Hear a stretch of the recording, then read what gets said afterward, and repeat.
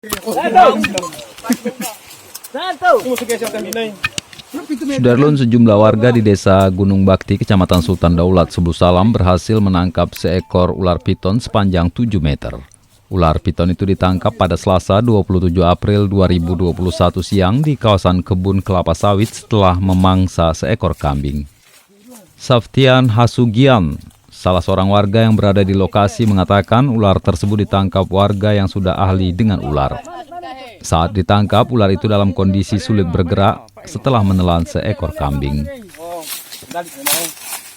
Hutan kota Sebul Salam memang masih banyak dihuni ular-ular besar termasuk satwa lainnya. Hampir seluruh wilayah Sebul Salam kerap ditemukan ular raksasa, terutama di kawasan Longkip, Penanggalan, Rundin, dan Sultan Daulat. Selain itu, warga juga sering menemukan ular berbisa seperti kobra di kawasan Penanggalan atau Simpang Kiri.